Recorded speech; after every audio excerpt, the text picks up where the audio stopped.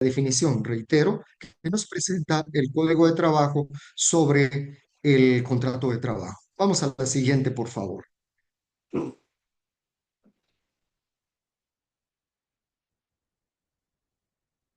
El contrato de trabajo, de conformidad con el mismo Código de Trabajo, y haremos referencia mucho al Código de Trabajo, porque el Código de Trabajo, pues, nos determina los elementos básicos y esenciales del contrato de trabajo y cuáles son los requisitos que dice el Código de Trabajo que debe de tener mínimamente un contrato de trabajo. Y vamos a particularizar algunos, no todos, ¿sí?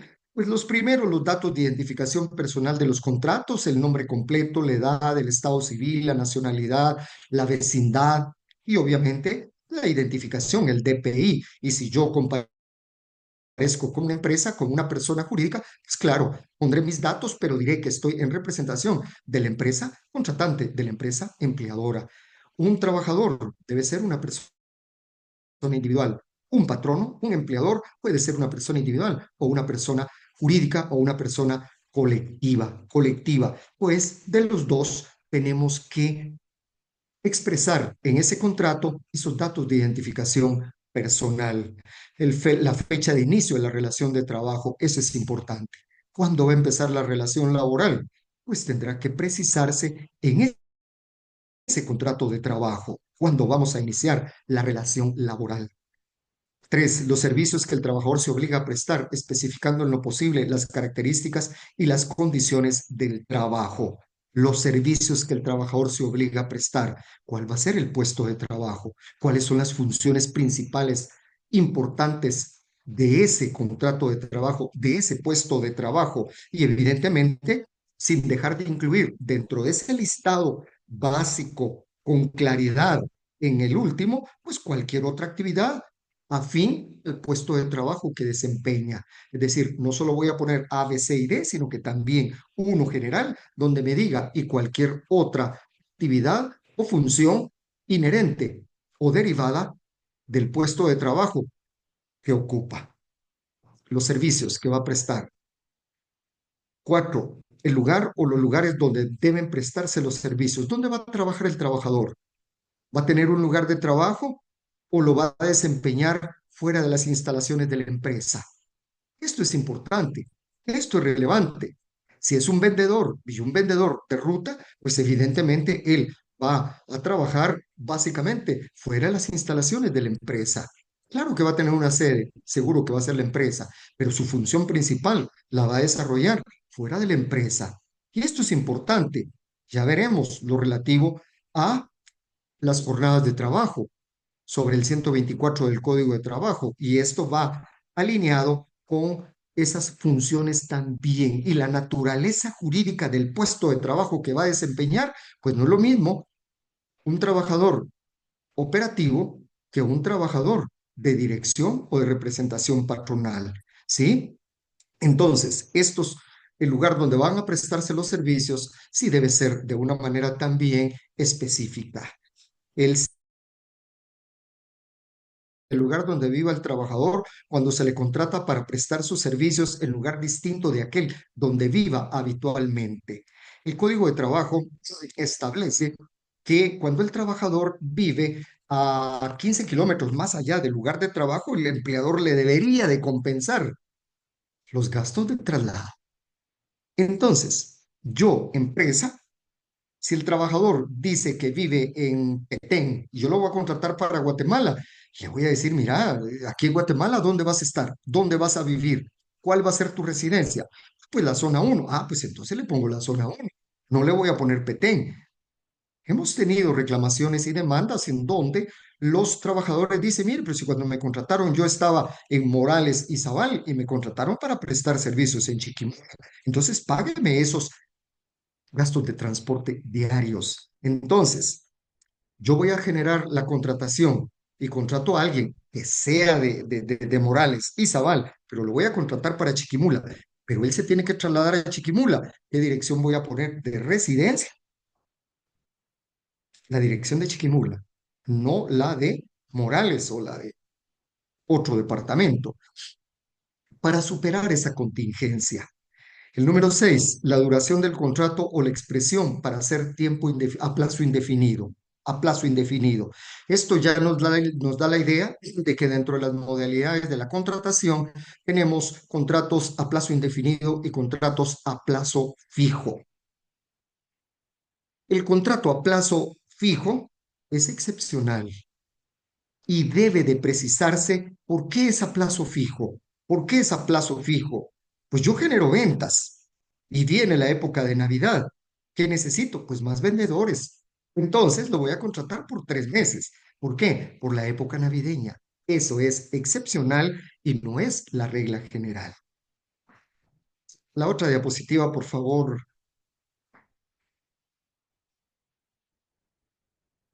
Seguimos con los requisitos del contrato de trabajo. Dice el tiempo de la jornada de trabajo y las horas en que debe prestarse.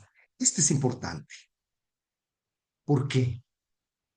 Pues yo debo de precisar si va a trabajar de lunes a viernes, de lunes a sábado, de martes, qué sé yo, que si van a ser días hábiles el sábado y el domingo, días hábiles de trabajo. ¿Sí? Porque no forzosamente el descanso debe ser el día sábado y el día domingo. El descanso puede ser el día lunes, puede ser el día martes, puede ser el día miércoles y puede ser un día hábil de trabajo, obviamente sin necesidad de generar ninguna remuneración extraordinaria el día sábado y el día domingo. Y dispensen que les digo esto que es elemental, ¿sí? Y cada uno de ustedes seguro tienen claridad de eso, pero más vale que generemos más asertividad en esa contratación, porque han habido algunas personas que nos han contratado o nos han consultado y nos dicen, mire, y si el trabajador trabaja sábado y trabaja domingo, ¿le tengo que pagar extraordinario? No, esos días pueden ser los días de descanso diferentes, sábado, domingo o domingo. ¿Qué más relevancia tiene esto de las jornadas de trabajo? En cuanto a quiénes están, debemos de tener claridad de dos clases de trabajadores en cuanto a la jornada de trabajo. Tenemos trabajadores que están sujetos a las limitaciones de la jornada de trabajo y tenemos trabajadores que no están sujetos a las limitaciones de la jornada de trabajo. ¿Qué estoy diciendo? Estoy diciendo que hay trabajadores que van a tener derecho ellos a trabajar no más de 8 horas diarias en jornada diurna, no más de 6 horas en jornada nocturna, no más de 7 horas en jornada mixta. Sí, sí, tengo trabajadores y voy a tener trabajadores que tienen ese derecho. Ellos están sujetos a las limitaciones de la jornada de trabajo. Por ende, todas aquellas horas que pasen de esas 6, 8 o 7, pues serán y deberán ser computadas como extraordinarias.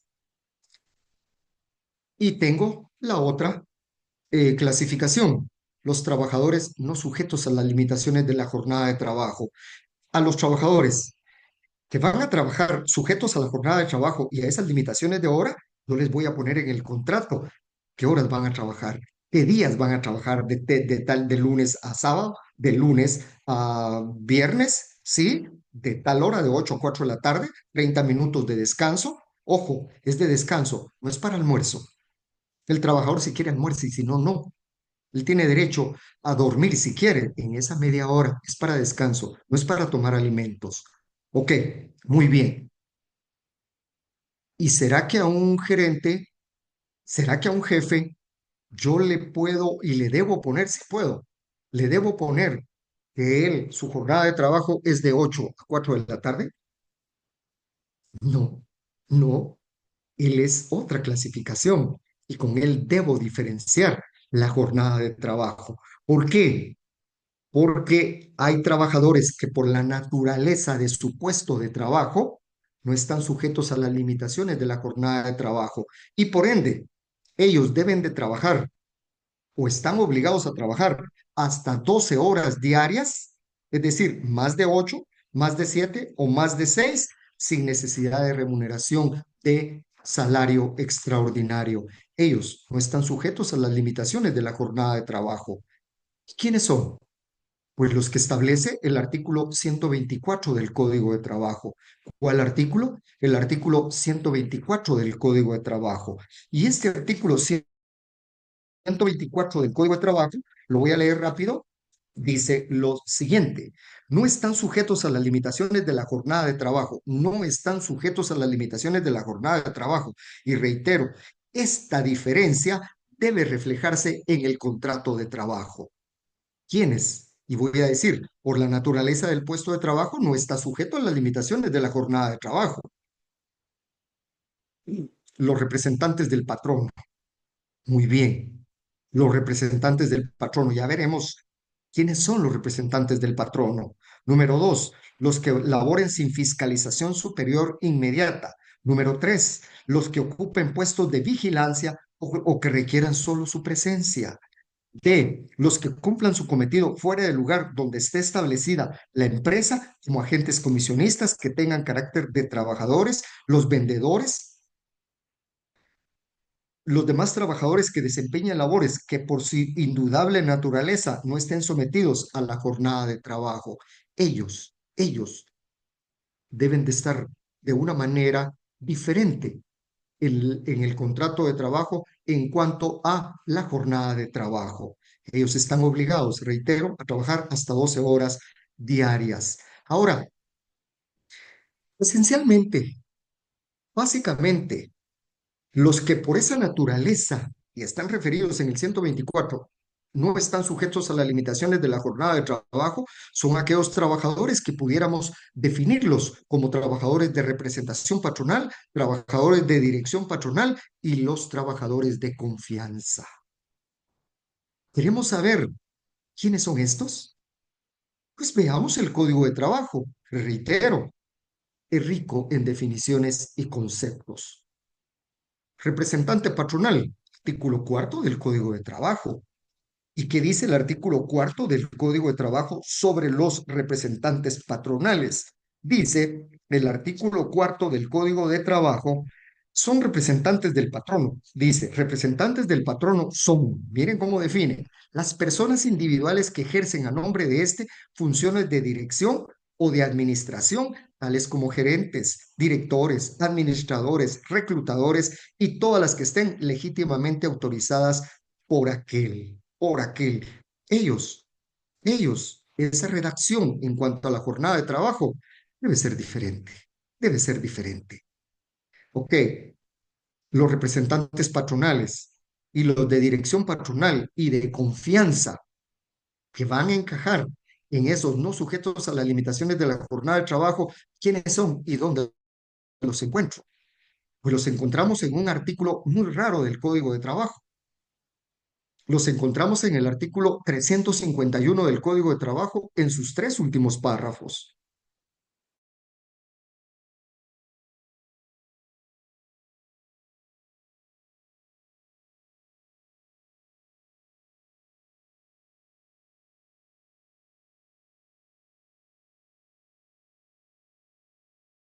En los párrafos dice, se consideran cargos de dirección. Bien, trabajadores de dirección patronal.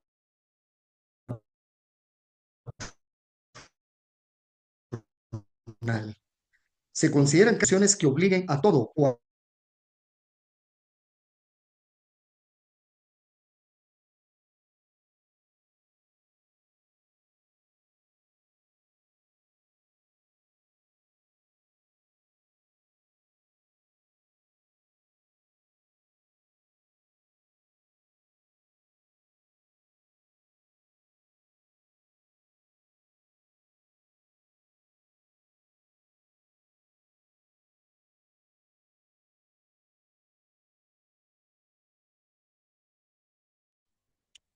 Estimados, tuvimos un pequeño inconveniente con el licenciado Canizo. Ahorita está regresando a la conexión.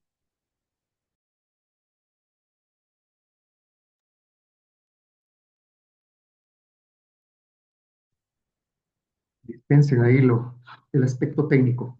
Pues dice el artículo 351 del Código de Trabajo en sobre los cargos de dirección patronal, aquellos cuyo desempeño se dicte resoluciones que obliguen a todo o a la mayor parte del personal de una empresa, departamento o sección de la misma, los que mandan, los que dirigen, los que dan órdenes.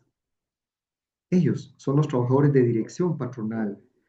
Dice, son cargos de representación patronal los que traen consigo la actuación de la voluntad del patrono e implican alta jerarquía o dignidad o la delegación de funciones que en principio corresponde a aquel. Los que pueden despedir, los que pueden contratar, los que igual dan órdenes, igual los que dirigen el trabajo, los que disciplinan. Ellos son los trabajadores de representación patronal y las representaciones y los trabajos de dirección patronal. ¿Y los cargos de confianza? ¿Cuáles son?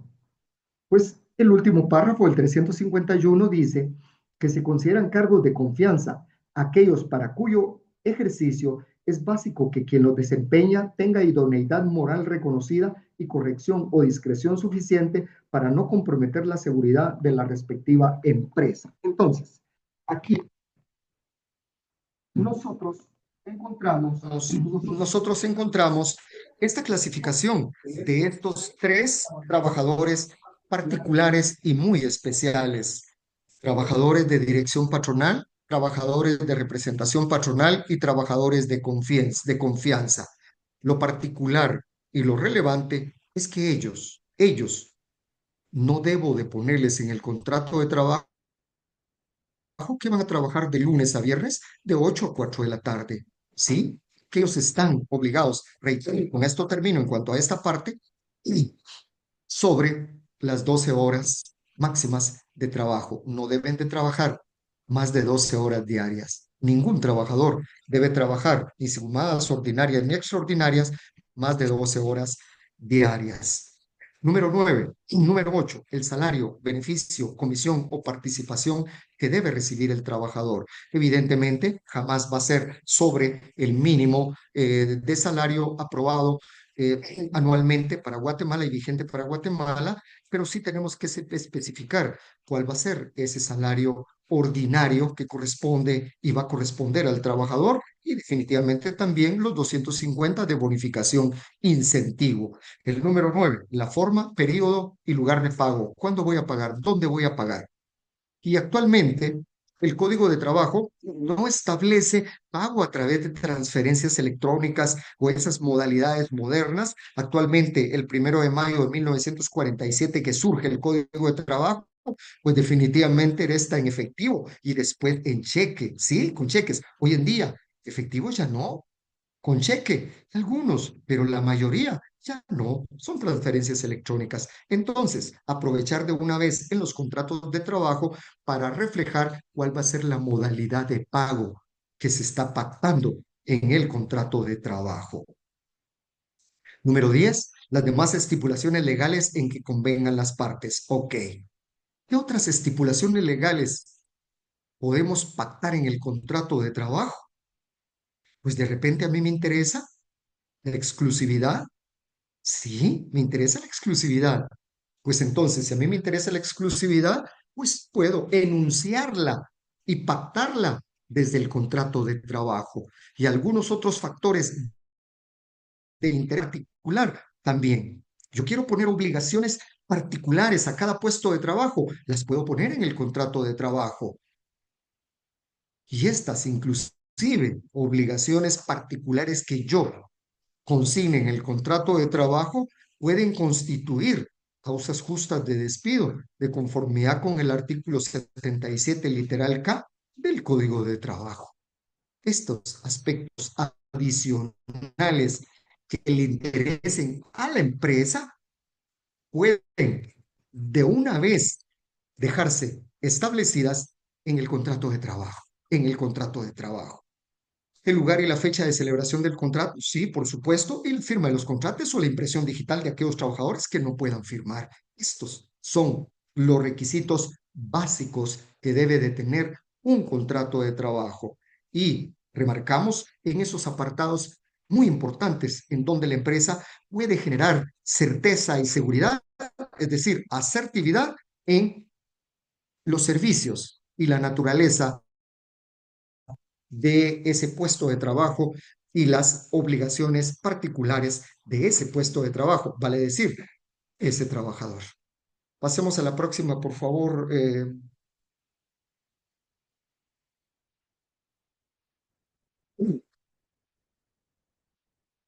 ¿Qué más podemos pactar en el contrato de trabajo? Ya decía, la exclusividad, claro, la exclusividad en el contrato de trabajo.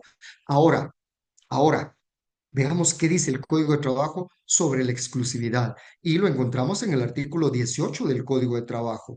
Y este artículo 18 del Código de Trabajo dice, la exclusividad para la prestación de los servicios o ejecución de una obra no es característica esencial de los contratos de trabajo. Es decir, la regla es que la exclusividad no es característica esencial de los contratos de trabajo. Salvo, dice el Código de Trabajo, y sigo la lectura, salvo el caso de incompatibilidad entre dos o más relaciones laborales. Yo trabajo para una embotelladora, pues no puedo ir a trabajar para otra embotelladora diferente.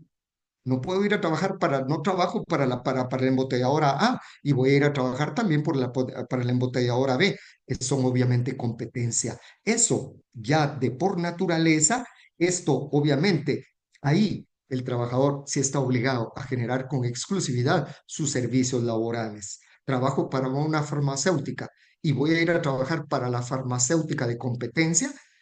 No, yo estoy sujeto a la exclusividad, pero ¿qué más da que yo la repita? ¿Qué más da que yo la matice en el contrato de trabajo para generar más certeza y más seguridad de esa exclusividad laboral? Y termino de leer el párrafo segundo. Salvo el caso de incompatibilidad entre dos o más relaciones laborales y solo se puede exigir cuando así se haya convenido expresamente en el acto de la celebración del contrato. Entonces, yo quiero trabajadores que exclusivamente trabajen conmigo, mejor, pactémoslo en el contrato de trabajo. Usted se obliga a generar exclusividad de sus servicios para mí como empleador. Por lo tanto, obviamente, si él violenta esa exclusividad, eso daría lugar y daría causa a una causa justa de despido y de repente hasta reclamo de daños y perjuicios en otro ámbito o inclusive en el ámbito laboral también. La exclusividad es importante en una empresa y especialmente en aquellas cuya naturaleza orienta a que el trabajador va a tener conocimiento de aspectos claves del quehacer de su empleador. ¿Qué más puedo pactar en el contrato de trabajo relevante o afín a esta exclusividad? Pasemos a la próxima, por favor, y preguntamos, ¿solo la exclusividad es pertinente? No, también es pertinente hacer reserva y pactar sobre confidencialidad y no competencia. Ah, muy bien. ¿Y estos alcances de la confidencialidad y la no competencia son importantes para la empresa? ¿Los puede reservar? ¿Puede generar esa reserva y decirle con el trabajador que va a trabajar con exclusividad, tiene obligación de confidencialidad y de no generar competencia de lo que va a hacer aprender y va a conocer de esos secretos de mi empresa, que él se limite a generarlos solo conmigo? Sí, sí. Y cito el artículo 63, literal B y el G del Código de Trabajo sobre la confidencialidad y no competencia, Sobre esta confidencialidad, el código sí es bien claro y es determinante y lo establece como una de las obligaciones de un trabajador. Y establece, y voy a leerlo nuevamente de una manera muy rápida, el artículo 63 del Código de Trabajo que enlista las obligaciones principales de un trabajador y dice en la literal B, es obligación del trabajador ejecutar el trabajo, perdonen,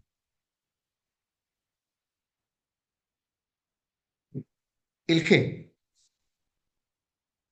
Es obligación del trabajador guardar los secretos técnicos, comerciales o de fabricación de los productos a cuya elaboración concurran directa o indirectamente, con tanta más fidelidad cuanto más alto sea el cargo del trabajador o la responsabilidad que tenga de guardarlos por razón de la ocupación que desempeña, así como los asuntos administrativos reservados cuya divulgación pueda causar perjuicio en la empresa.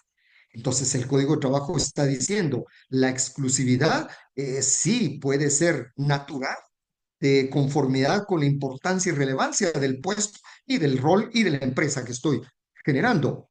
La confidencialidad también ya es obligación mía como trabajador reservarme, pero nada me quita de matizarla y que haya claridad de ambos, trabajador y empleador, de que está pactada y está reservada la exclusividad y la confidencialidad. Y la no competencia también, también.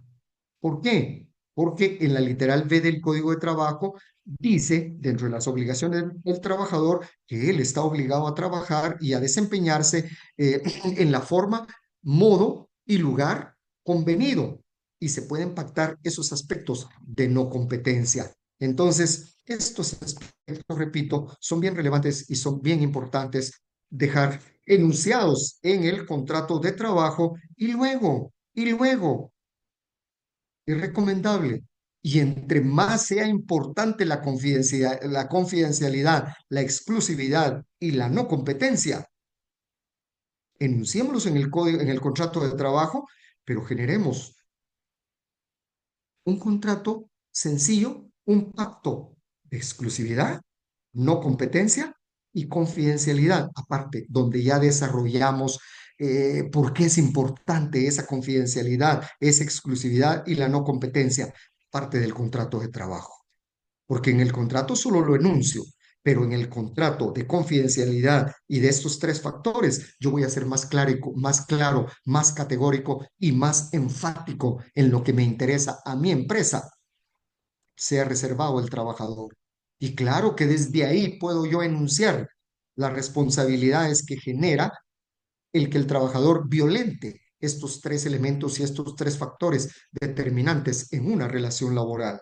¿Puedo establecerlos como causas justas de despido? Sí. Y además, puedo enunciar algunas responsabilidades en que pudiera incurrir el trabajador si violenta cualquiera de estos tres factores relevantes e importantes de la relación laboral. Muy bien. Vamos adelante, por favor, en la otra diapositiva.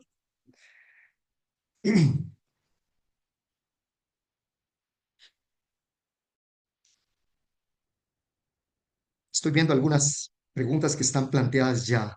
Dice, ¿podrían hablar un poco sobre el contrato de trabajo a destajo? Sí, con mucho gusto. Ya va adelante tenemos las modalidades de contratación, el pago de salario por destajo. Claro que sí, con mucho gusto lo vamos a generar.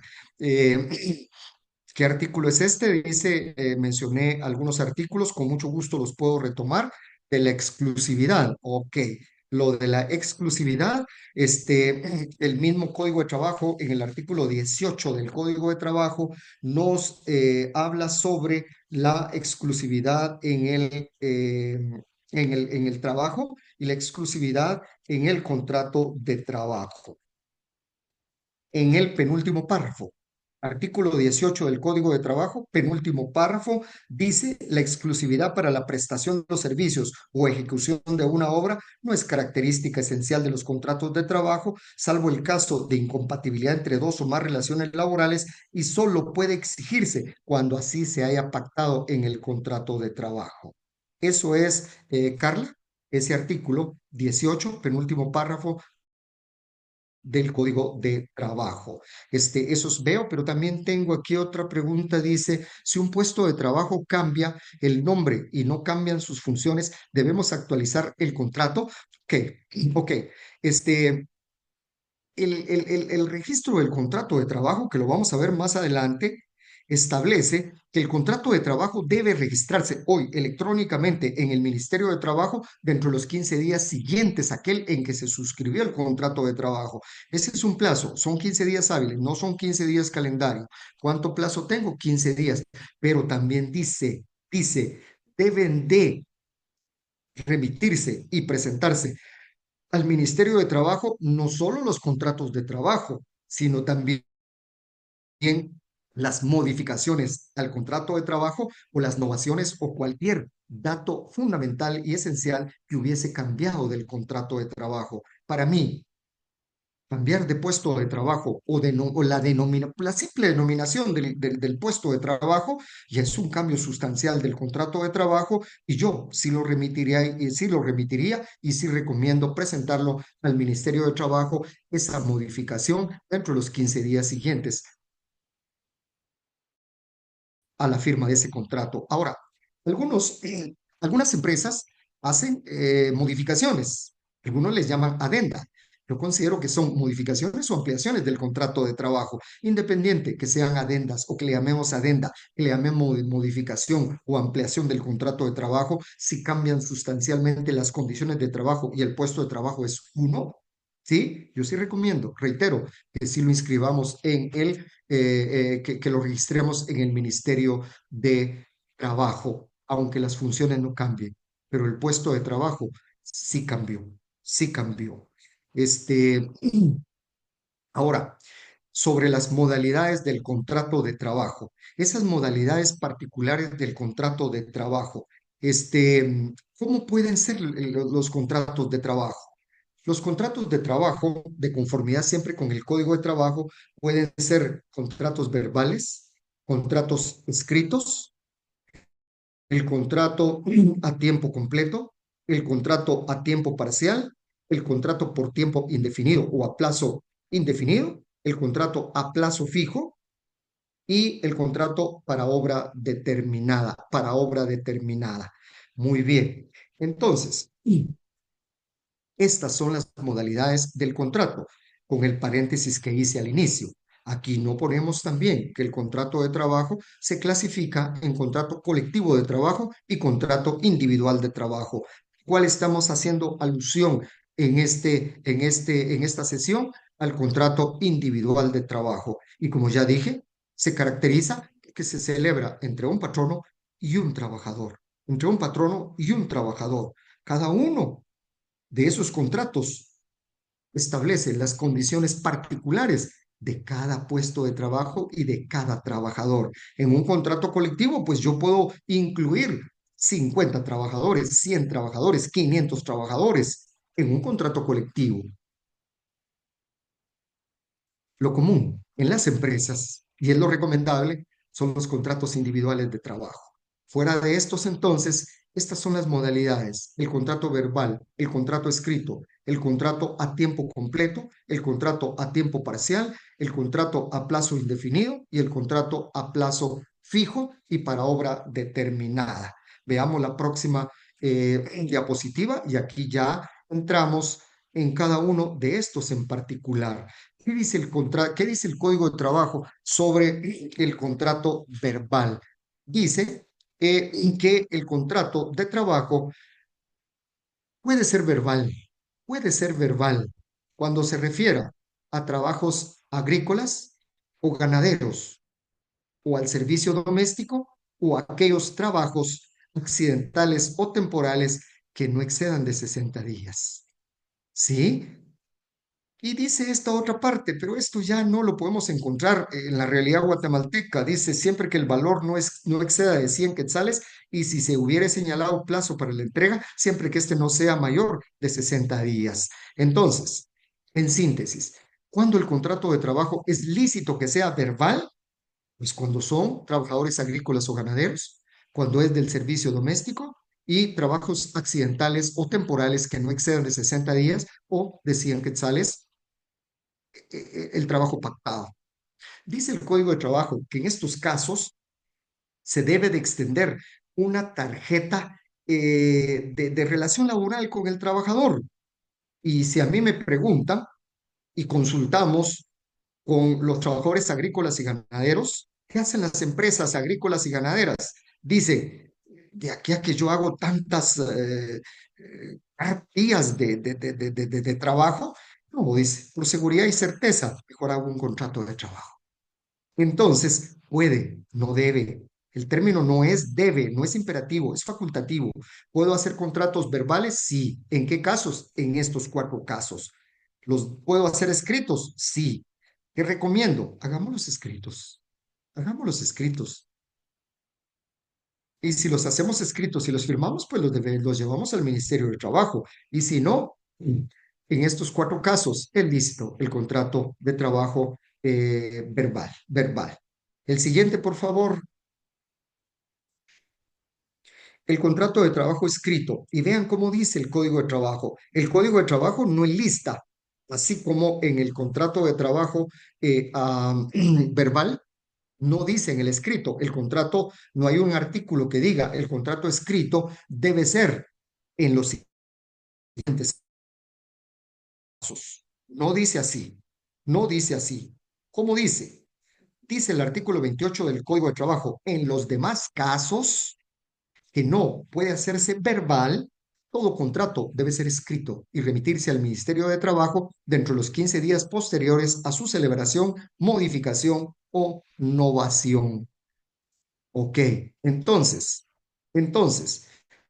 aparte de aquellos cuatro supuestos en donde sí puedo hacer contratos de trabajo verbales, en todos los demás casos, yo debo hacer contratos escritos. ¿Cuál es la regla general entonces? Que el contrato de trabajo debe ser escrito. ¿Cuál es la excepción? Los contratos, estos cuatro, que pueden ser verbales. La remisión al Ministerio de Trabajo, y aquí es donde está el llamado que hacía anteriormente, dice que deben de remitirse al Ministerio de Trabajo dentro de esos 15 días posteriores a su celebración, modificación o novación. O novación. Cambió sustancialmente el contrato de trabajo, no diga se cambia el contrato y en lugar de la cláusula sobre la jornada, ahora la cláusula de la jornada de trabajo será esta. Cambio aquel contrato porque ahora el nombre del contrato del puesto de trabajo ya no es este, sino que ahora es este. Nosotros lo que recomendamos para mejor orden, para mejor claridad, y cuando hay necesidad de cambiar de innovar, de cambiar las condiciones de trabajo, mejor suscriban un nuevo contrato de trabajo. Y me preguntarán, ¿y la relación laboral cuándo va a empezar? ¿La tengo que modificar y empieza cuando empiecen las nuevas condiciones de trabajo? No, no. Ese contrato de trabajo yo lo puedo hacer hoy y en el apartado de el inicio de la relación laboral, pues voy a poner desde hace 5 años. Desde hace 5 años. Algunas empresas nos dicen, mire, licenciado, nosotros no tenemos contratos de trabajo. ¿Qué hacemos? Hágalos. ¿Y qué hago con el inicio de la relación laboral? Si tengo que llevarlos al Ministerio de Trabajo y ya se me pasaron los 15 días. Nosotros les decimos, mire, no se preocupe, haga los contratos de trabajo en el apartado de inicio de la relación laboral. Consigne que empezó en la fecha en que empezó el trabajador. Los 15 días empiezan a correr de la fecha en que dice el contrato que firmó ese contrato de trabajo. Otras empresas nos consultan y nos dicen, mire, licenciado, nunca hemos hecho contratos de trabajo. Queremos hacerlos. ¿Debemos indemnizar a nuestros trabajadores? No, no, no hay necesidad de liquidar ninguna prestación laboral a los trabajadores porque firmen su contrato de trabajo, aunque sea el primero, después de años, de 10 años de relación laboral. Pero claro que en ese contrato de trabajo yo voy a poner que el inicio de la relación laboral fue hace 10 años, fue hace 5 años, hace 3 años. No hay limitante, pero sí me va a generar certeza y seguridad jurídica el hecho de generar ese contrato de trabajo y me va a dar tranquilidad a mi empresa de tener firmado por mi trabajador o mis trabajadores cada uno de los contratos de trabajo. Y bien, pasemos a la próxima, por favor.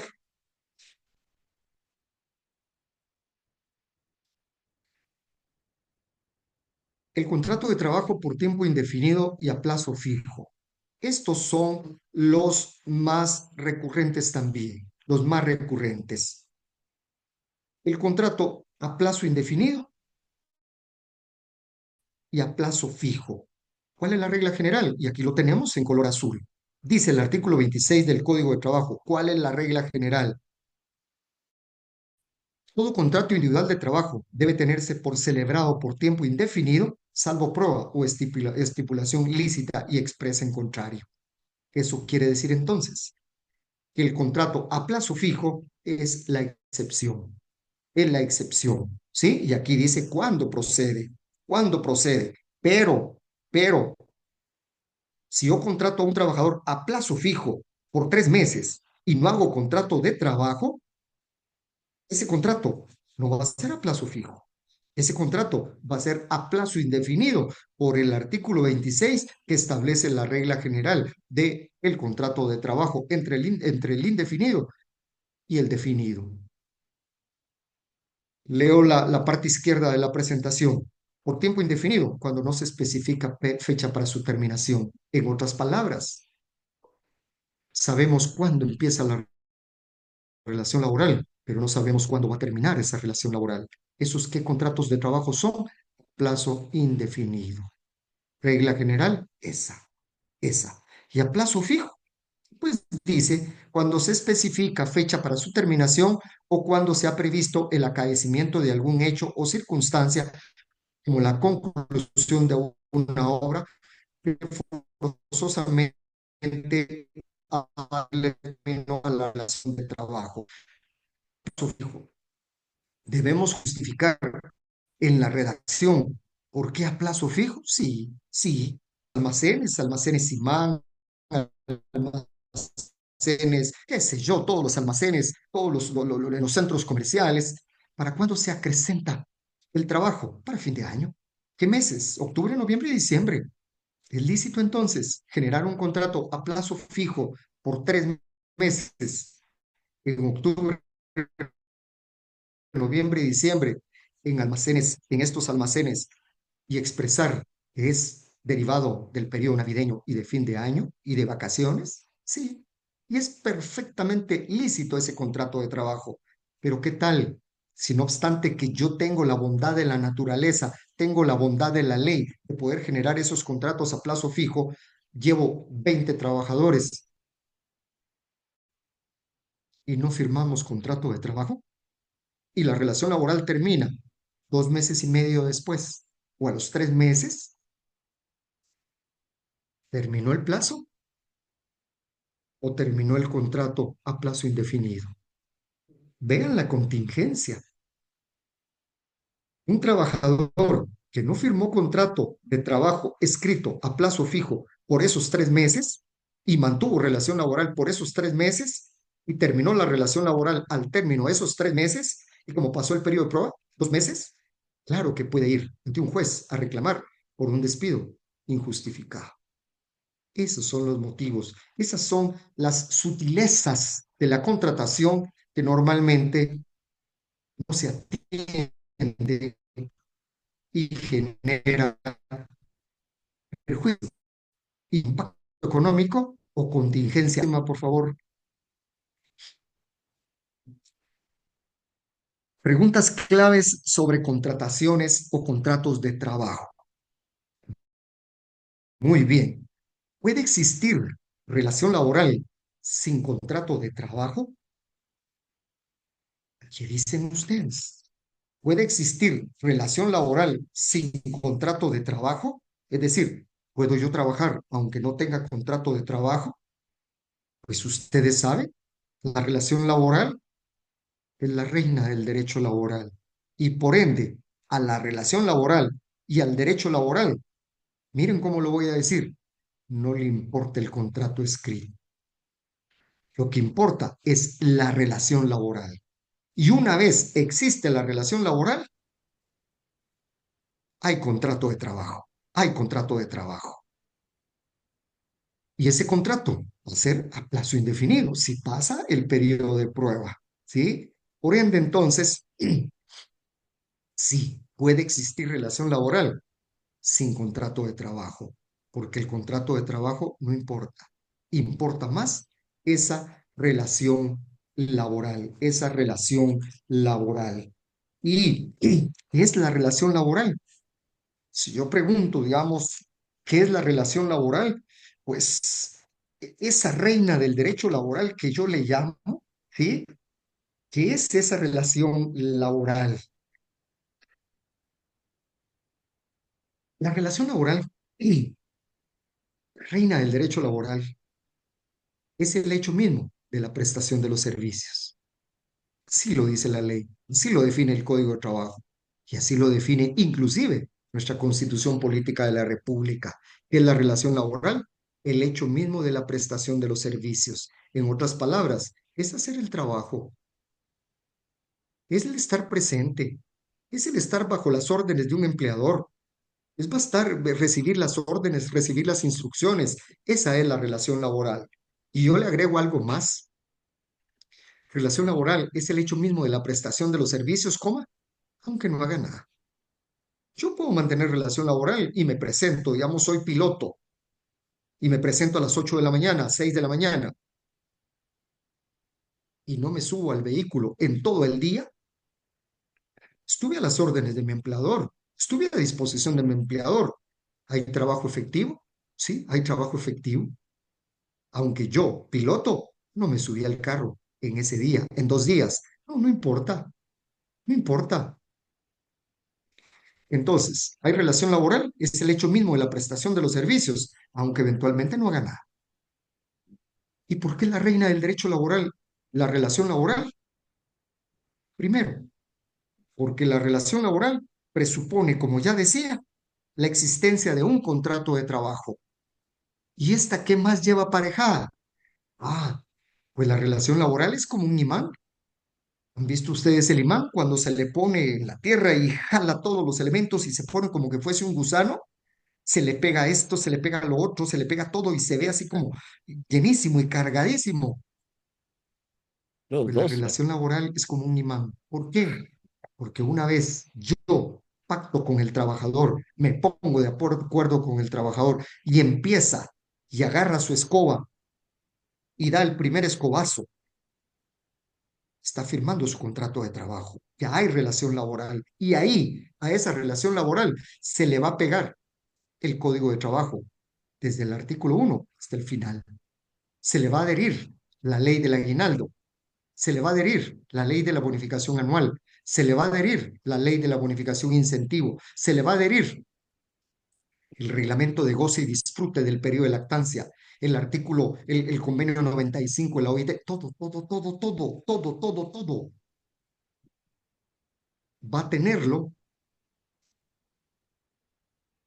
atraído la relación laboral en todas y cada una de las normas del derecho laboral y de esas relaciones laborales. Esa es la relación laboral. Esa es la relación laboral. ¿Sí? La segunda interrogante. ¿Cuándo debe firmarse el contrato de trabajo? Muchas empresas nos consultan. ¿Cuándo debe firmarse el contrato de trabajo? Y muchas empresas dicen, ha pasado el periodo de prueba. ¿Qué decimos nosotros? No, no, no. El contrato de trabajo, si no se ha firmado antes, debe firmarse por lo menos el día primero del inicio de la relación laboral. La otra interrogante, ¿debe firmarse el contrato de trabajo hasta que termine el periodo de prueba? No, no, no. Debe firmarse desde el primer día en que inicia la relación laboral. ¿Sí?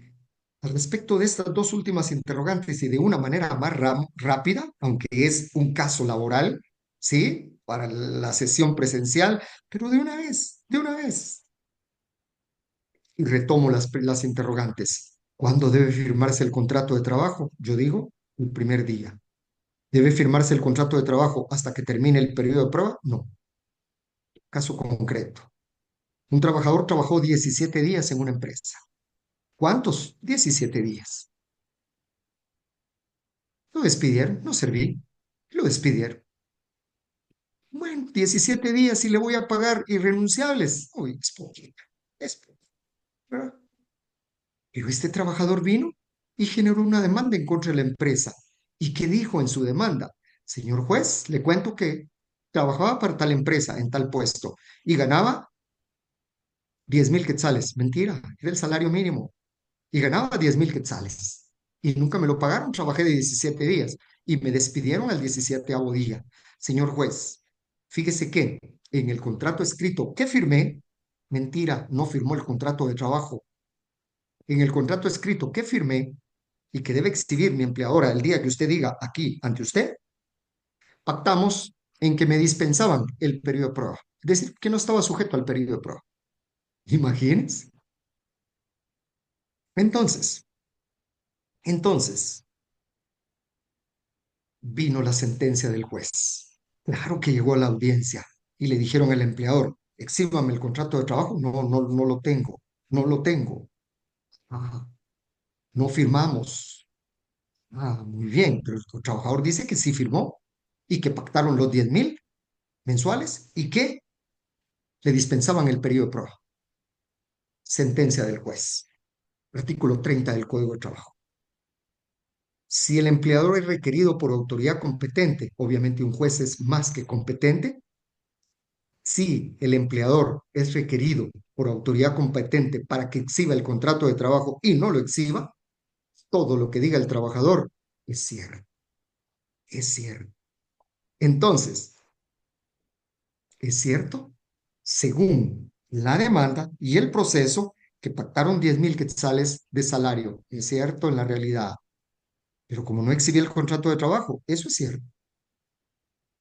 Es cierto que le dispensaron el periodo de prueba. No es cierto en la realidad, pero como no exhibí el contrato de trabajo, es cierto ante el juez. Por ende, el juez, miren la ironía, miren por el descuido de no tener el contrato de trabajo el primer día, declara con lugar la demanda,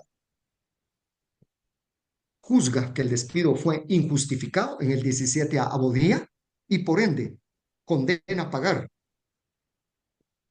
las irrenunciables. Ok, la indemnización, poquito de 17 días, pues. Ah, pero daños y perjuicios sobre 10,000 quetzales, 12 salarios de daños y perjuicios, 120,000 quetzales. Costas judiciales, miren, esa demanda llegó alrededor de 140,000 quetzales. ¿Por qué? Por no tener y por no firmar el contrato de trabajo el primer día de la relación laboral. Por eso, no debe firmarse después de los 2 meses. Debe firmarse el primer día. Siguiente interrogante. ¿Puede existir contrato de trabajo sin relación laboral? ¿Puede existir contrato de trabajo sin relación laboral, es decir, a la inversa? Sí. Yo puedo pactar hoy, firmar un contrato de trabajo y decir que la relación laboral va a empezar el 1 de octubre. ¿Eso es lícito? Totalmente lícito. ¿Y qué pasa si termina el contrato de trabajo y no se da la relación laboral? Ah, el Código de Trabajo dice que el afectado puede demandar al, al que terminó prematuramente el contrato de trabajo sin que naciera la relación laboral por los daños y perjuicios que pudiese causarle tanto la empresa como el trabajador ante un juez de trabajo, pero aplicando las normas del derecho civil. ¿Puede celebrarse y firmarse el contrato de trabajo antes del inicio de la relación laboral? ¿Es lo mismo? Sí, sí, sí, sí puede firmarse un contrato de trabajo. ¿Es prudente entregar carta de elegibilidad y promesa de condición de trabajo previo al inicio de la relación laboral? No, no, no. Tenemos una demanda que vamos a ver en los casos el día de la presencial en donde al trabajador anticipadamente le dieron su carta y le dijeron, bienvenido trabajador, lo hemos seleccionado y usted es el idóneo. Y mire, nosotros le garantizamos A, B, C, D, E, F, G. En la realidad eso no se cumplió. Y vino la demanda, ¿sí? Pues ya lo veremos, ya lo veremos. Entonces, estas son preguntas básicas que nos orientan hacia algunos aspectos importantes de esa de esa importancia del contrato de trabajo. Sigamos, yo creo que esta es la última, Andrés. Y, ok, el registro electrónico de contratos de trabajo, por favor, Andrés, si es tan amable. Perfecto, Milik. Buenas tardes a todos. Ahí he estado respondiendo ya algunas preguntas. Si tienen más, por favor, ponerlas, ¿verdad? Dentro del No, se pronóstico. escucha muy bajo, Andrés, se escucha muy bajo. Tal vez me levanto, Lick. Permítame, Lick. ¿Cómo me escucho? ¿Me escucho mejor, mi estimado Lick? Sí, Andrés, sí, sí, por favor. Ok. Perfecto, entonces solo nosotros teníamos pues estimado concluir a las 3:30. Lo que falta realmente es poco. Sin embargo, pues digamos, si ustedes tienen algunas dudas adicionales, sin problema, nosotros podemos seguir adelante. En relación al registro electrónico, pues esto, más allá de explicarles esto, que yo creo que la mayoría de los que hoy están presentes, pues entienden que parte del resultado, digamos, de la gestión del gobierno anterior, por lo menos a nivel laboral, dejó bastante operativo este proceso del registro de contratos de trabajo. Nosotros, pues, realmente no, pues, no resulta ser una novedad el hecho de gestionar estos aspectos. Sin embargo, es relevante. El importante de destacar algunas circunstancias que hemos venido observando resultan ser o malas prácticas o problemas dentro de este contexto. Y el principio, digamos, es tan sencillo como suscribir un contrato y no registrar, ¿no? Sucede, pues, casualmente que en el momento en el que necesitamos acudir ante la inspección de trabajo, Ministerio de Trabajo, digamos, juzgados de trabajo o en el peor de los escenarios ante un inspector patronal, pues precisamente este contrato no está inscrito, ¿no? Tal vez algunos clientes nos han dado de excusa para el hecho de no tener estos contratos firmados, digamos, las distancias de donde están ubicados los trabajadores, ¿no? Entonces, por ejemplo, si tenemos a una entidad que su central está aquí en Guatemala, pero el trabajador está ubicado, no sé, en algún lugar en Petén, ellos pues representa esto un problema, pero digamos, entendemos nosotros las dificultades logísticas que deberían o deben de existir para poder suscribir un contrato así. Sin embargo, creemos es más, lo usamos bastante dentro de la organización, dentro de la firma, el hecho de potencializar el uso de, eh, ¿cómo decirles? La firma electrónica avanzada, pero no es el hecho de adquirir algún programa que pueda editar PDFs y ahí hacer ahí su rúbrica, no, sino registrarse con alguno de los proveedores autorizados para poder suscribir los contratos a distancia. Uno de nuestros clientes en particular prácticamente desde el momento de la contratación, precisamente atendiendo en la distancia en la que se encuentran las diferentes sedes, básicamente le provee a cada uno de sus trabajadores el uso, en este caso, digamos, creo que utilizan el proveedor de Prisma, que tiene una plataforma bastante sólida. La Cámara de Comercio, que es uno de nuestros, digamos, entidades con las que tenemos también algunas capacitaciones, tiene un proveedor es proveedor, perdón, es bueno, 5B, la de los cajeros, digamos, también. Entonces, potencializar ese uso es bastante bueno. Seguramente si agarran un paquete con bastantes firmas, pues creo que podría servir. Y esto ayuda no solo en el contrato, sino en general. Y es un mecanismo válido. Por otro lado, digamos, el problema que sí hemos evaluado dentro del registro es que existe una fase manual y existe pues simplemente el escaneo del documento.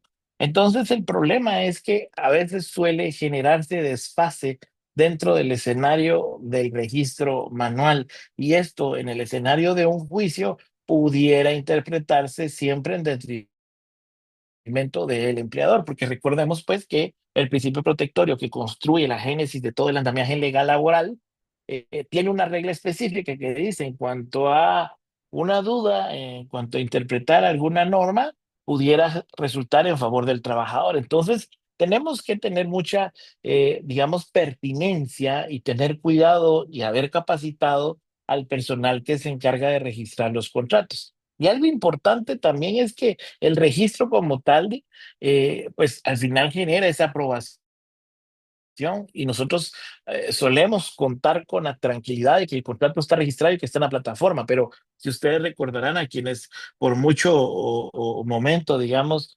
registraron contratos, cuando hubo un desfase hace, creo yo, un poquito menos de un año, un poquito más, se generó el problema de que algunos contratos se quedaron en la plataforma anterior y ya no los pudieron descargar algunos. Entonces, es importante en todo momento descargarlos y pues apuntar a algo que nosotros creemos es elemental en la gestión del talento en un contexto actual. Es decir, generar el expediente electrónico. Ay, mire, vamos a pedirle al trabajador los antecedentes penales y policíacos. Ahora ya todo es virtual. Mire, el DPI, pues, que lo manden escaneado. Por supuesto, ¿no? Si nosotros queremos respaldar el título tal, evidentemente nos podemos quedar con el título y con la claridad, digamos, de que este se ha refrendado, por ejemplo, ¿no? Ante la Contraloría, ante el Colegio de Abogados, ante el Colegio de Médicos, yo qué sé. Pero digamos, sí es importante comenzar a construir este aspecto del contexto electrónico para la diligencia. Digamos, hoy antes de estar con ustedes, digamos, súper, quedé encomendado para atender una diligencia y que el ICANNI se iniciara con ustedes. Y precisamente, digamos, el envío de las planillas del ICS, el envío del contrato, todo es así.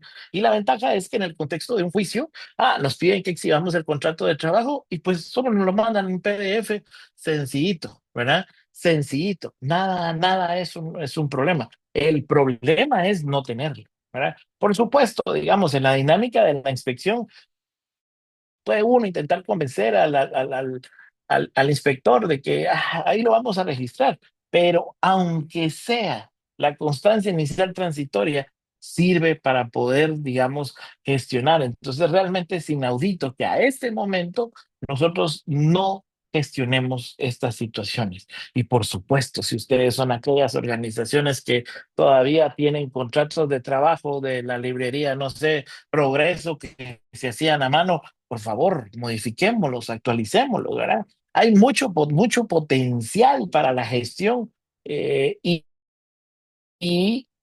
el hecho de tener una buena herramienta, digamos, hablando del contrato, tiene resultados tangibles para la operación. En ese contexto, digamos, ustedes deberían de entender, y por supuesto, yo eso sí lo tengo claro, que eh, existen una infinidad de colegas que ustedes les dirán que van a trabajar en sus contratos, ¿no? Algunos especialistas, algunos no especialistas.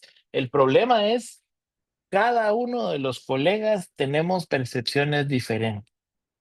Con el licenciado Canis, insistiendo y persistiendo en esta rama también que nos apasiona, hemos visto que hacer un contratito no trae para nosotros un resultado positivo. Hacer un contrato a secas con cualquier dinámica que sea, tampoco tiene ningún sentido. Ahora, lo que importa es trabajar un contrato que se adapte a la realidad y el entorno del giro del negocio y de la cantidad de trabajadores. Entonces, en ese contexto, digamos, es importante comenzar a advertir que el contrato de trabajo es una herramienta que ustedes construyen y donde ante los tribunales se va a entender que ustedes de común acuerdo sí firmaron. Aquí no está el trabajador con el brazo torcido aceptando condiciones, no. El trabajador aquí es donde nosotros podemos escalar. El ICANNIS hablaba, por ejemplo, de confidencialidad. Bueno, póngame una mi cláusula de confidencialidad. No, ¿cómo le vamos a tener el contrato? Hagamos un contrato específico de confidencialidad. Ok, pero ¿para qué me sirve a mí poner que todo es confidencial? Entonces yo ni puedo decir quién es mi patrono. Porque es confidencial. Eso es ridículo. Nosotros necesitamos primero consumar qué es la información confidencial. Y dicho sea de paso, no va a ser la misma para gestión del talento, para fiscal, para comercial. Entonces, si no nos esforzamos en hacer contratos, nosotros no podemos tener supremo valor al manejar la disciplina o el despido. Y es que esta preparación técnica que tiene que tener gestión del talento, de la mano, por supuesto, de las estrategias por las que estudian precisamente los profesionales de gestión, si no de la mano con la ley, si no tiene la visión de un conflicto y de minimizar las contingencias, estamos perdidos. Y el registro, que resulta ser algo extremadamente fácil, porque la plataforma es muy amigable, en ocasiones con algunas contingencias, pero si ustedes no lo hacen, están desperdidos, ¿verdad? Para nosotros ha sido una pieza clave el hecho de haber obtenido esta transformación, porque ahora ya ni tenemos que pensar, ay Dios, ¿cuál fue el contrato original? No importa, porque como ahora la plataforma nos genera en electrónico, si firmamos, ¿verdad? Pues se imprime en la plataforma y ese es el que podemos presentar. En tanto tenga el QR que sea comprobable, es maravilloso. Entonces, hay que aprovechar estas circunstancias. Y sin duda, si hablamos de que vamos a generar contrataciones asertivas, nosotros hemos tenido dentro del abanico de posibilidades una infinidad de situaciones impensables. Una, probablemente la más irreal, es una de las situaciones en las que en el litigio nos ha sorprendido con el licenciado Caniz, hablar de que nos generan una demanda en donde la persona no tuvo absolutamente ningún vínculo con la organización, es decir, nunca prestó un servicio, falsificó documentos y nos está demandando exigiendo que le paguemos prestaciones. Bueno, ese es un escenario ya nefasto, posible, porque eso es algo que fuimos a ver a tribunales esta semana, ¿correcto? Pero está el otro espacio en donde, aduciendo supuestos ahorros, entramos en ese escenario de relaciones civiles, mercantiles, o peor aún, en algo que es una nebulosa legal que yo no entiendo dónde es que tratan digamos, de asumirlo, es de relaciones de servicios.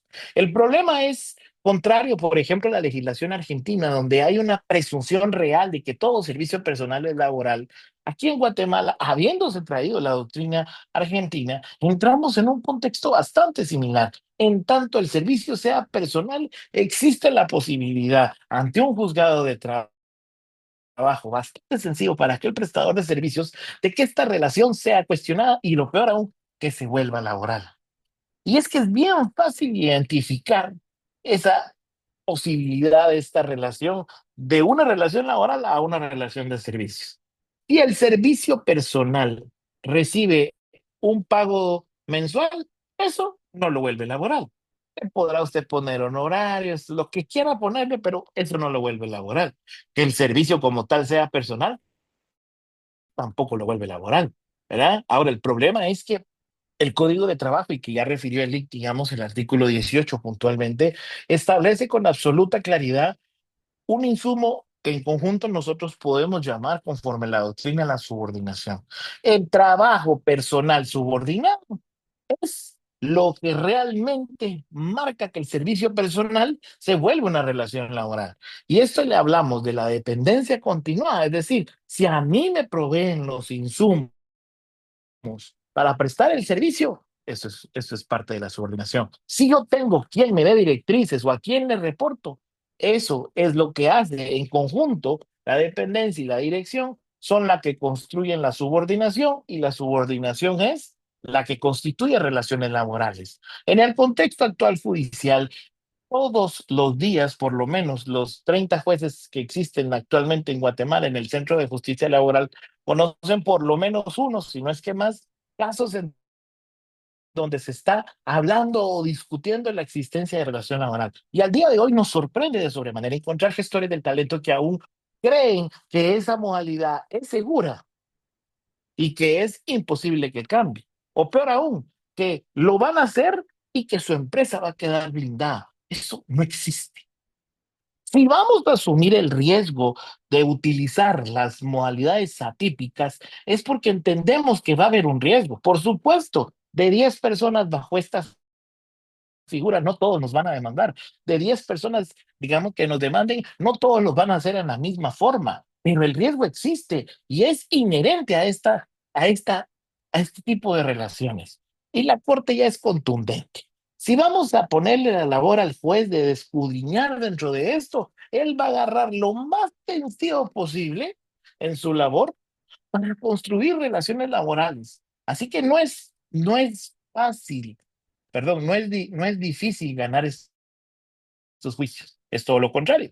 Es más fácil que la empresa pierda el juicio a que el resultado sea positivo. Por supuesto, un buen ejercicio de litigio, una muy buena preparación puede traer resultados medianamente favorables. Buscar esos espacios de deficiencia técnica, pero eso el problema es que el conflicto nació en la empresa. El conflicto se gestó, el bebecito del problema se tomó una Quedó decisión en conge- el... Se quedó Perdón, congelado, Andrés. Se quedó congelado. Michelle, ¿qué es lo que no hay frío? ¿Me escucha, Milik? Sí, sí, ahora sí. Pucha, Milik, espero haya quedado congelado en una buena pose, si no todo el cachete sale ahí. Pero bueno, entonces digamos, es más fácil perder un juicio que ganar. Claro, con el Icanis y más el Icanis, que es un maestro en el litigio, ha logrado unas cuestiones, miren, sorprendentes, pero digamos, estos 30 años de experiencia de litigio y sabe aprovechar las cosas, pero es que no es lo general, no es lo general. Muchos colegas Sí, aún no logran, cuidado, que tiene prendido su voy a ver. micrófono.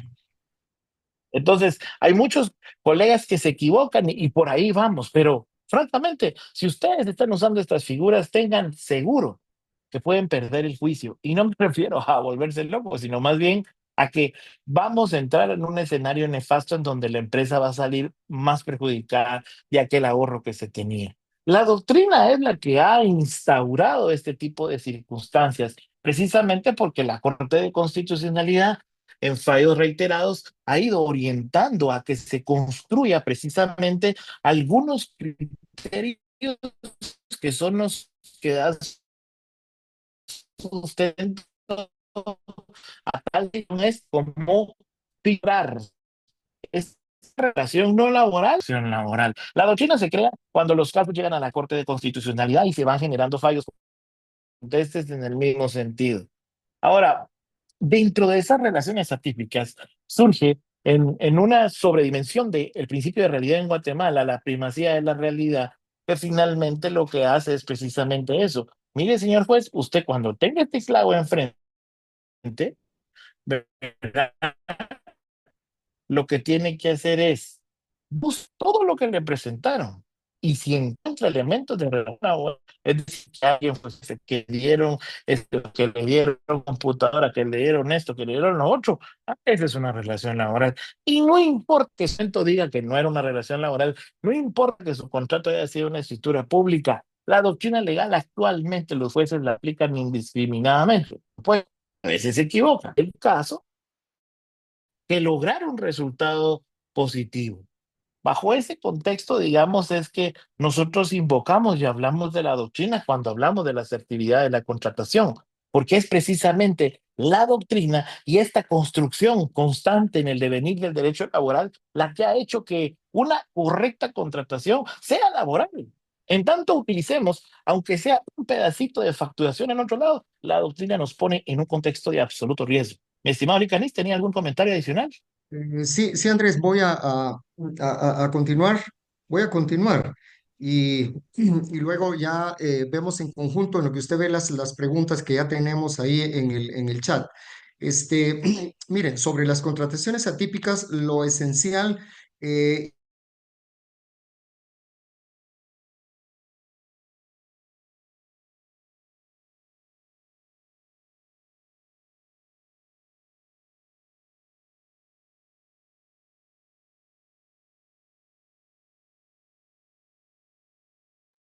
No sé si soy yo.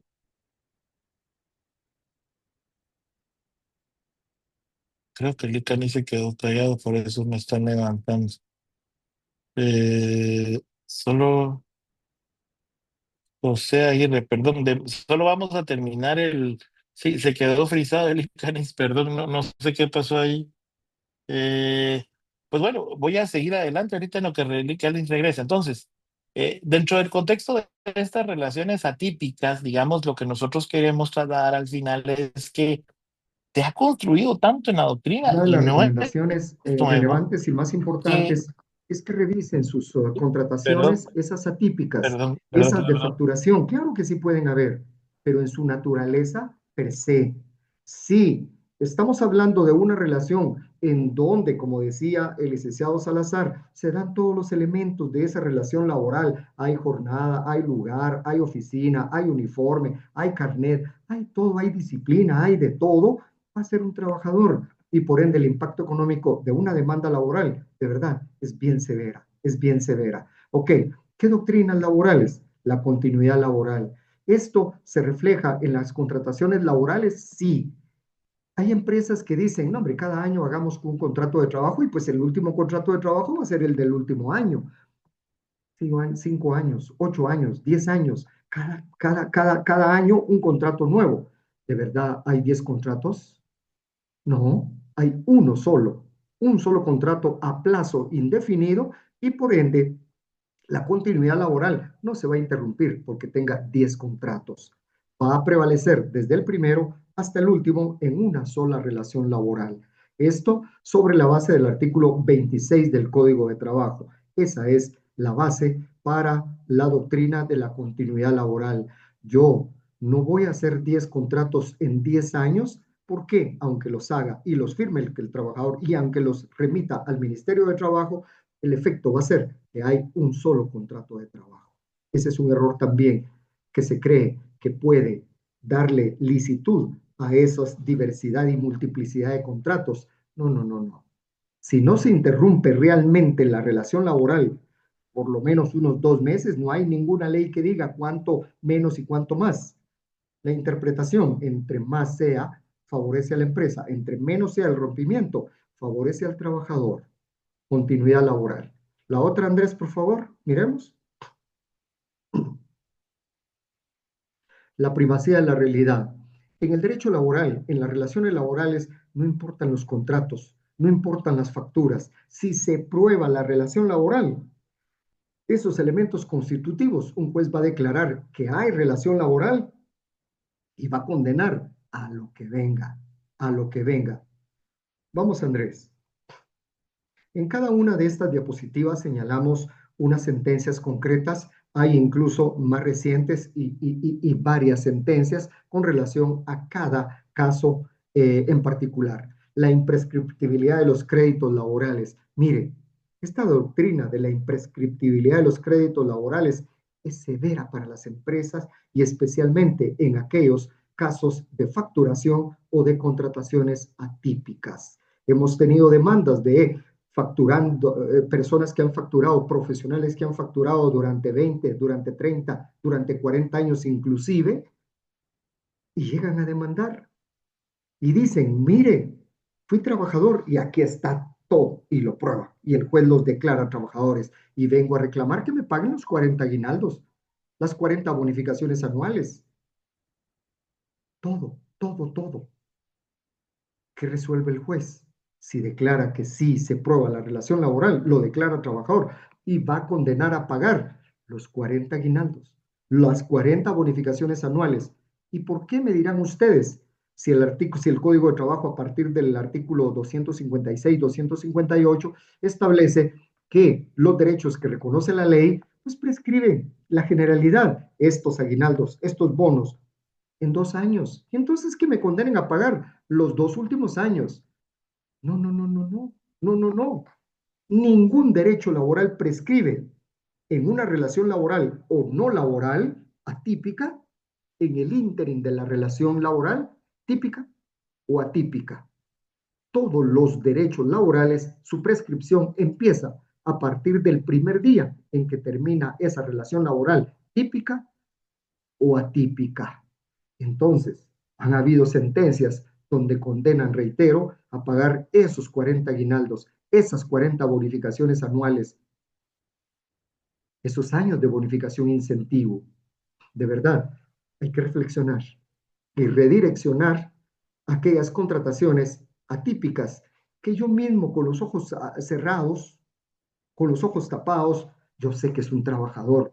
Entonces, rectifiquemos, rectifiquemos. Y claro que sí pueden haber esas contrataciones de servicios profesionales o técnicos, ¿sí? Y más profesionales sin relación laboral. Claro que pueden haber, bien documentadas, bien trabajadas y que en la realidad no se reflejen esos elementos de la relación laboral. Bienvenida.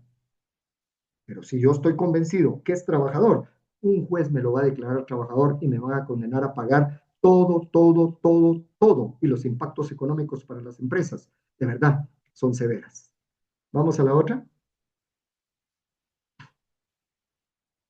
Estamos terminando, dice la carga de la prueba para el trabajador. Ok, una buena para las empresas, una buena para las empresas de las doctrinas de la Corte de Constitucionalidad. ¿Qué ha dicho la Corte de Constitucionalidad?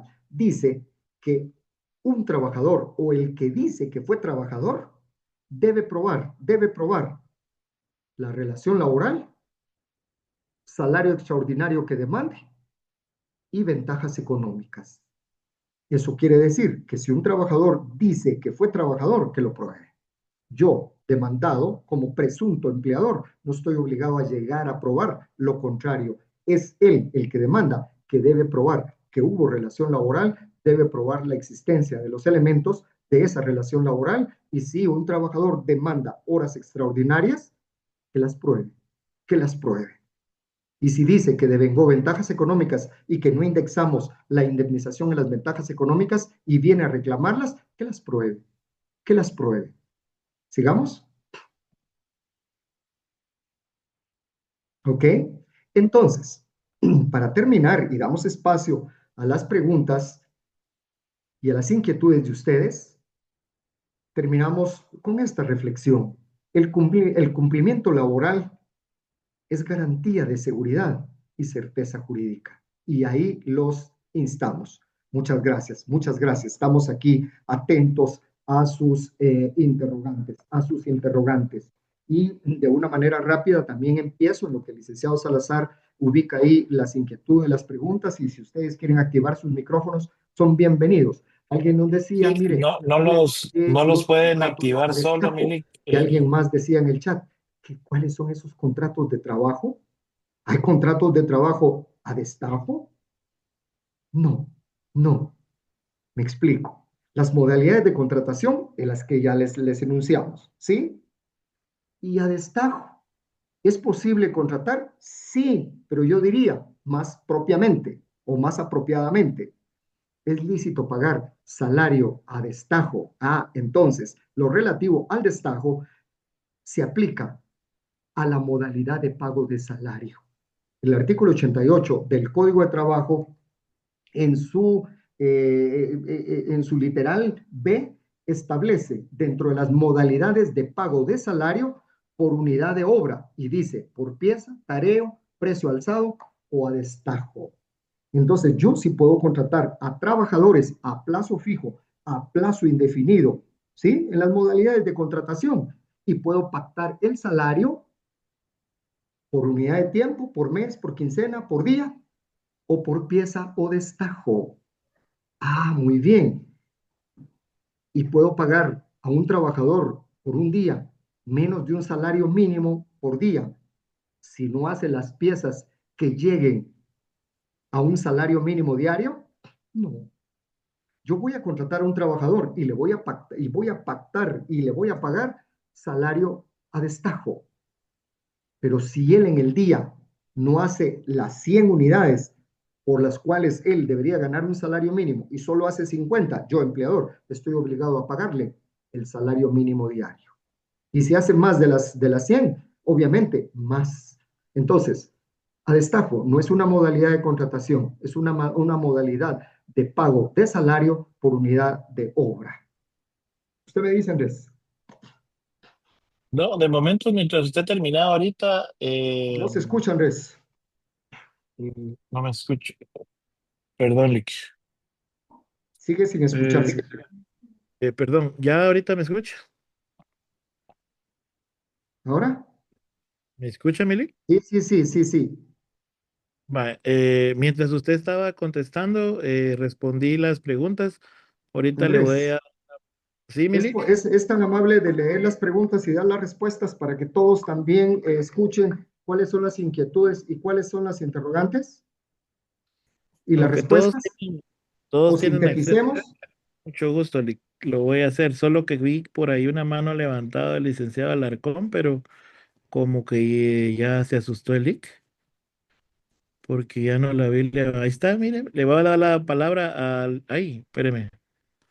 Es que no sé si está levantando. Le voy a habilitar el hablado al licenciado Alarcón. Ok, bienvenido, Ahí licenciado Raúl ya lo Alarcón. tiene. Mucho gusto de compartir con usted. Bienvenido, bienvenido. Escuchamos. Gusto de saludarlo, Licanis y Link Salazar. Gracias, gracias. Realmente, el link. Mire, ¿cuál es? Y si este tiene que ver con el servicio doméstico también. No le escuché. ¿Usted escuchó, Andrés? Bien. Escuché la primera parte que dijo si el contrato a tiempo parcial, ¿cuál es? Pero no sé qué más dijo y después que si tiene que ver con el servicio doméstico. ¿Nos pudiera aclarar su pregunta, mi estimado Lico? Si no le escribe para que no perdamos nada. Es cabal lo que usted Ah, dijo, va. licenciado Salazar, son, ¿Qué es y se aplica para el servicio doméstico? ¿Es correcto? es correcto. ¿Lo Este, contesta usted? ¿Contesto yo, sí, sí, Melec? voy. Yo considero que sí. El trabajo, digamos, a tiempo parcial, no tiene, digamos, una diferenciación en cuanto a la naturaleza de los servicios a contratar. Y yo puedo contratar una trabajadora a tiempo parcial para el servicio doméstico que me trabaje 2 días a la semana, 4 días al mes. ¿Y cuánto le voy a pagar? Los días que me trabaje al mes. Pero hay una limitante en el número de horas. Eso quiere decir que si trabaja 6 horas al día, ya se vuelve un día completo. Ah, ok. Si ella trabaja, vamos a ver, si trabaja, es que el salario es por día, el salario a tiempo parcial es básicamente también por esas horas de labor. Y el código de trabajo va a establecer, el salario se va a establecer por día o por hora también. Andrés, ¿me complementa, por favor?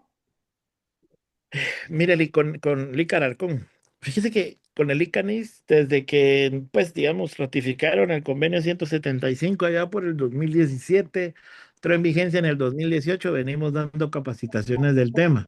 Reafianzamos cuando ya quedó, digamos, se declaró sin lugar la inconstitucionalidad planteada contra el reglamento, donde dijimos, bueno, a darle, digamos, en relación al tema. Ahora, ¿qué es lo que sucede? El convenio y el reglamento, que son las únicas dos normas que al día de hoy rigen sobre esa contratación, tan solo establecen a secas que el trabajo a tiempo parcial debería de tener una cantidad en tiempo menor al trabajo a tiempo completo. El problema es que las reglas del trabajo a tiempo completo, que históricamente nos rigen desde, pues, qué sé yo, desde el 45, digamos, hablan de dos limitantes como garantías, una en un formato diario y otra en un formato semanal. Entonces, por ejemplo, en la jornada diurna nosotros tenemos una restricción de las 8 horas diarias y las 44 a la semana. Igual, digamos, en la mixta, 7:42, nocturna, 6:36. Entonces, la pregunta en concreto es, ok, si la jornada a tiempo parcial es menos tiempo, ¿cuánto? ¿Es a la semana o al día?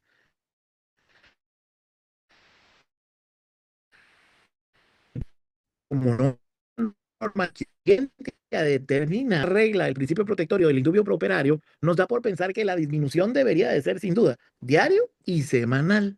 Bajo ese supuesto, pues la disminución por lógica, digamos, si son 8 horas, debería de ser cuanto menos 7 horas, ¿verdad? Eso sería una interpretación seca. Pero con el licenciado Canis ahondamos también en relación a la figura en su operación a nivel global.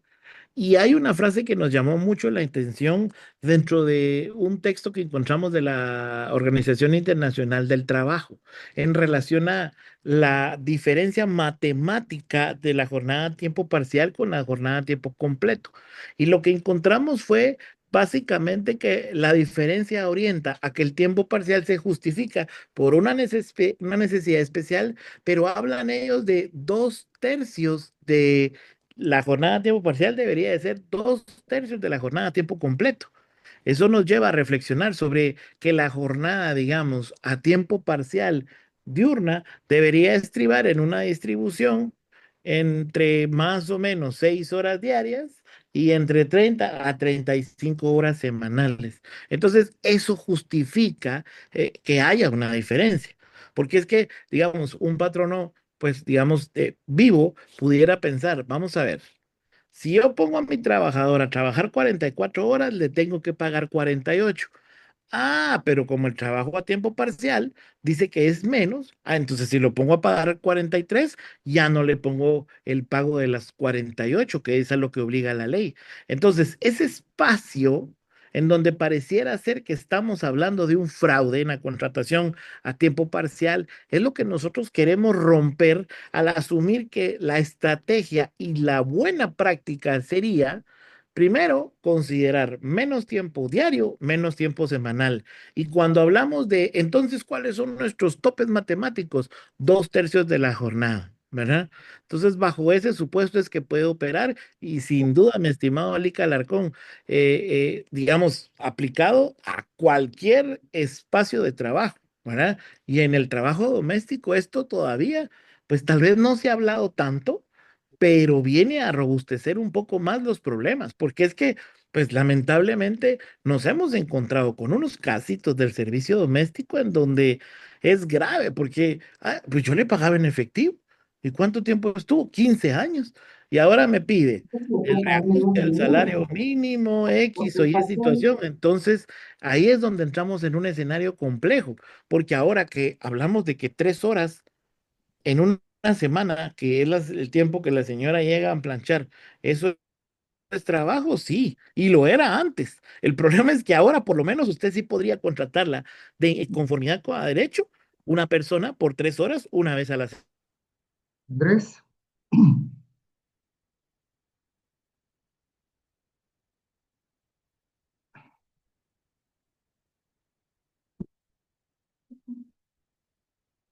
Pero antes la persona pensaba que, bueno, si alguien viene una vez a la semana, son 3 horas, eso no es una relación laboral. Y decían, que creo que lo sigue diciendo muchos, es le pago por día. Eso no existe. Es un servicio personal en condiciones de subordinación.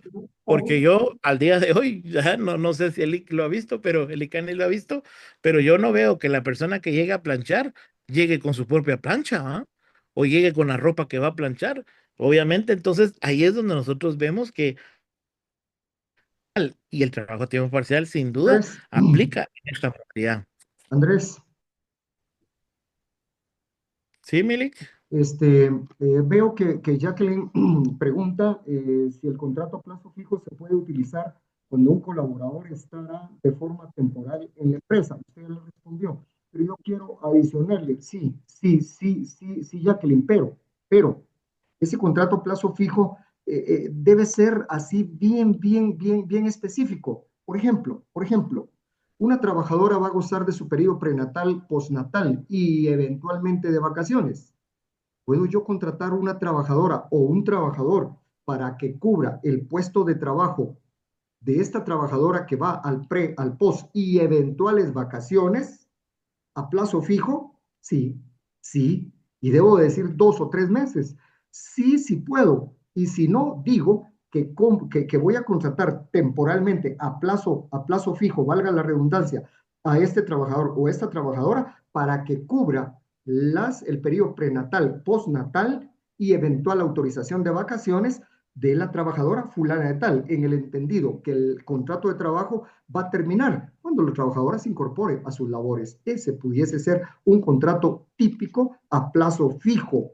Hemos visto que muchas empresas contratan a trabajadoras para cubrir a trabajadoras en periodo prenatal, postnatal y luego le dan vacaciones, se pasan los 2 meses y las contratan a plazo fijo. Eso no es correcto. Si es para eso y en esos supuestos o en similares supuestos, claro que se puede generar esos contratos a plazo fijo. Lisette Arresis pregunta, Al finalizar un contrato temporal, ¿se debe pagar indemnización a la persona o solo las prestaciones irrenunciables? Lisset, y para todos, el contrato a plazo fijo, ese contrato a plazo fijo bien elaborado, bien claro, ¿sí? Estos vacacionistas, 3 meses, este pre y post y eventuales vacaciones, termina el contrato, yo no estoy obligado a pagar indemnización por tiempo servido, solo prestaciones irrenunciables. En otras palabras, la indemnización por tiempo servido se paga cuando se genera un despido directo sin causa justa en un contrato de trabajo a plazo indefinido. Si es a plazo fijo, reitero, no debe pagar y no está obligada la empresa a pagar indemnización por tiempo servido. No veo otras, Andrés, tal vez usted las ve. Estoy terminando de contestar. eh, no sé si Lick Alarcón iba a hacer otra, pero creo que estaban hablando ahí, paré. Solo estoy contestando una de Carmen Verdugo, Lick, pero la termino de contestar si quiere, oral, para que todos la escuchen. Es que ella preguntaba, que creo que es un tema valioso, que yo hablaba, digamos, de esta situación de contratos como que en plataformas electrónicas. Y el contrato siempre se va a construir en un editor de texto, pues digamos, ¿verdad? Apple tiene su propio editor, Microsoft tiene Word, ¿verdad? Y toda la ofimática, digamos, de Office, está Google Docs, ¿no? O cualquier otra figura de estas. El problema es que el contrato se crea y luego se transforma en PDF si usted lo quiere firmar en electrónico, que incluso lo puede hacer híbrido, que una parte firme físico, otra parte firme en electrónico.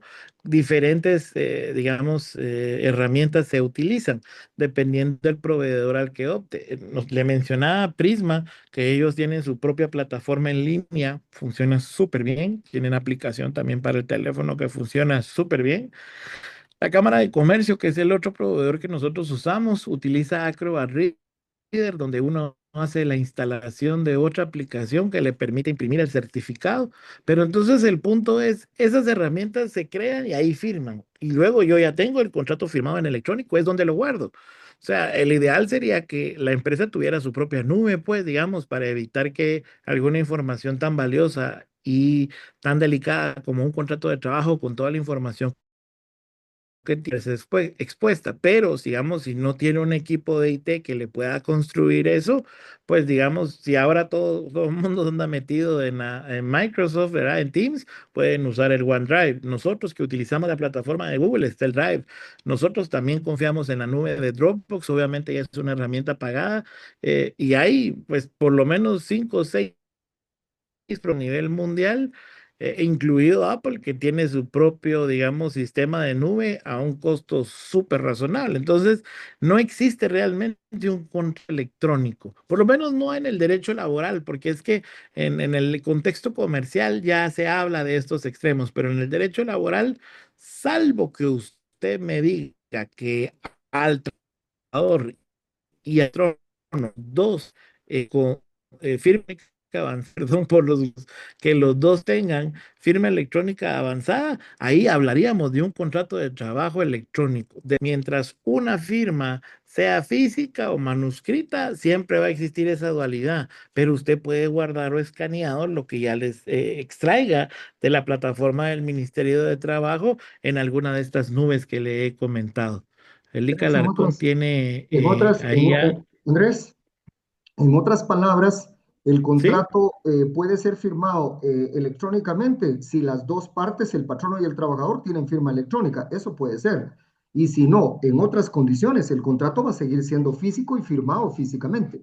Así de sencillo. Y si es electrónico, pues lo Correcto, mandamos correcto. electrónico al Ministerio de Trabajo. Y si es físico, pues también lo vamos a mandar al Ministerio de Trabajo. Esa es la ventaja, Lick.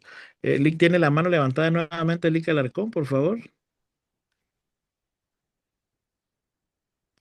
Lick Alarcón, yo creo que usted tiene habilitado la palabra, solo tiene que activar ahí.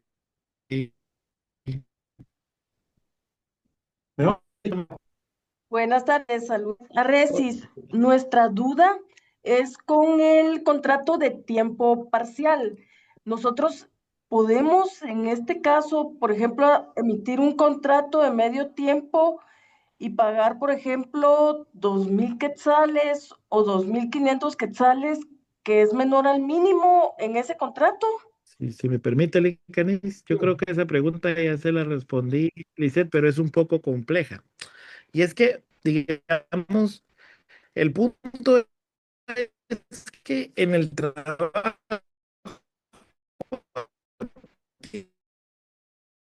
tiempo parcial,